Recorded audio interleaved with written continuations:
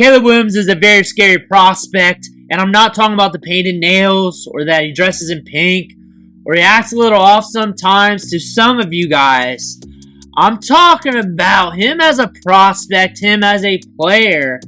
And the thing about him, what makes him scary is when you turn on the tape, you look at him and you're like, hey, this is a top tier, elite level quarterback prospect that could come into the NFL and blaze it up. But when you look at the finer nuances, you look at him shun open wide receivers to push the ball downfield, take those risks, and you're like, man, that may not hit at the NFL level. And that creates a dichotomy because you're looking at a quarterback here that could go either way. That could be a tremendous bust or could be one of the greatest quarterbacks to come out of the NFL draft. And that's really hurting people's brains right now because right now we got the sideshow effect of him just showing up with painted nails, not competing at the combine, which is bothering a lot of people, which it shouldn't considering he's a top tier prospect. But you're looking at Caleb Williams, you look at the highlights, you're like, man, this is a top tier quarterback process.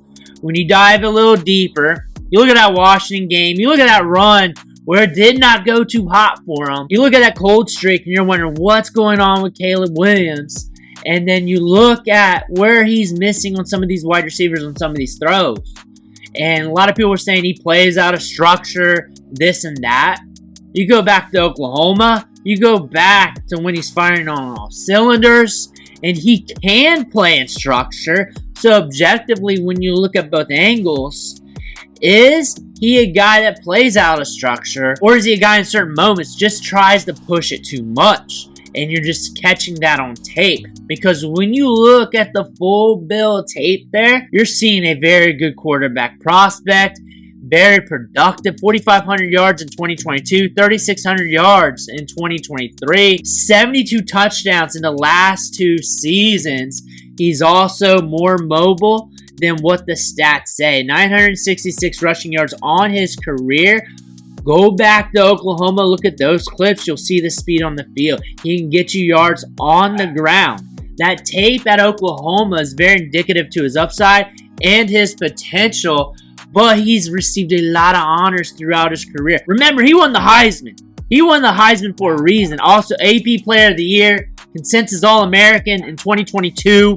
This guy has been decorated. Total yards per play, top 10 throughout his career at USC, responsible for touchdowns, top 10 in his career, a very efficient passer, top 10 throughout his career as well. And then you look at Miller Moss stepping in, lighting things up in the Holiday Bowl, 6 touchdowns against Louisville, and people are saying, hey, they got their quarterback, they got a better quarterback, he's doing more than what Caleb Williams did.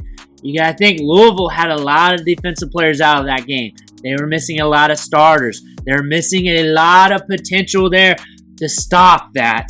If those players were in, it'd be a totally different story. It's not tit for tat. But what is scary about Caleb Williams is when you look at the tape, you look at him play off script, and you see those moments, and you know that's not going to cut at the NFL level.